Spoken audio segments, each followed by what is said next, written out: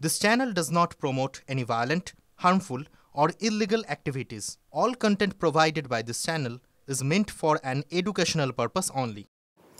চাঁদমারির নাম সংখ্যালঘু ভোট তৃণমূলের আধিপত্যে থাকা যে ভোট ব্যাংকে থাবা বসাতে বিহার ভোটে কি অনুঘটক হিসেবে কাজ করলো?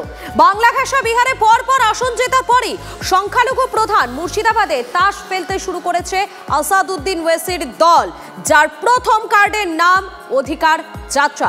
অধিকারের কথা বলে মুসলিম ভোটের অধিকার নেওয়াই কি লক্ষ্য মিমের? নভেম্বরের শেষেই আমরা মুর্শিদাবাদে অধিকার যাত্রা করব। সংখ্যালঘু প্রধান জেলায় মুসলমানদের বঞ্চনার অভিযোগ নতুন কি? নতুন যেটা হলো বঞ্চনা প্রসঙ্গ উস্কে দিয়ে আরও একটি রাজনৈতিক দলের নতুন করে আস্ফালন, যার জমি তৈরি করেছিল সদ্য শেষ হওয়া বিহার ভোট। বাংলার একদম পাশে কিষানগঞ্জ, কোচাধামন, আমোর, ওয়েসি, বাহাদুরগঞ্জ, ঠাকুরগঞ্জ, বলরামপুর, প্রাণপুর ও মনিহারি বিধানসভা। এবারের ভোটে 9টি আসনের মধ্যে 5টিতে একতরফা যেতে মিম, 2টিতে কংগ্রেস, 1টি করে আসনে যেতে বিজেপি ও চিরাগ পাসওয়ানের দল।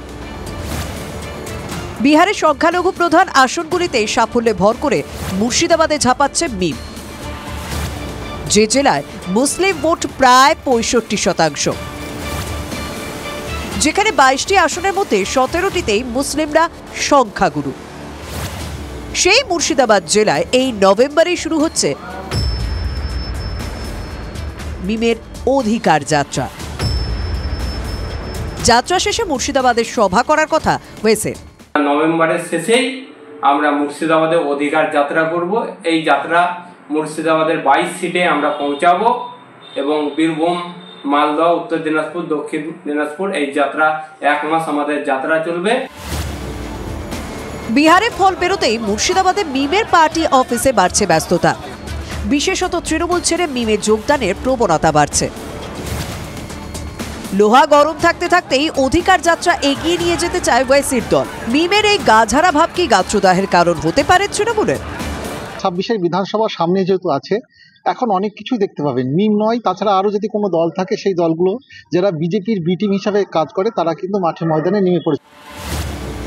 অবিজেপি দলগুলি বারবার দাবি করে মিমের ভোট কাটাকুটিতে বিজেপির সুবিধা হয়েছে।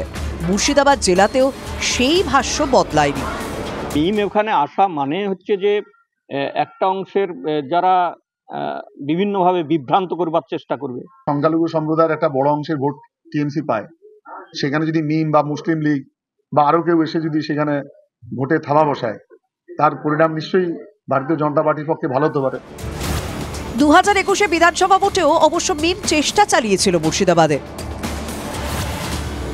তবে সাগরদিঘিতে 2% নিচে, জলঙ্গিতে 1% কম ভোট পায় মিম।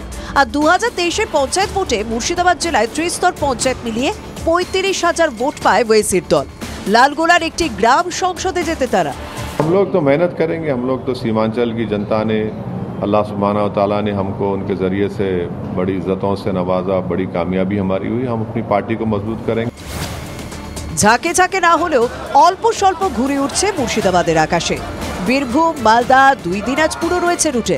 সংখ্যালঘুদের রুট ধরেই কি সব মূল ছিন্নমূল করে দেওয়ার ছক ভিতরে ভিতরে? মুর্শিদাবাদ থেকে কৌশিক ঘোষের রিপোর্ট, TV9 বাংলা।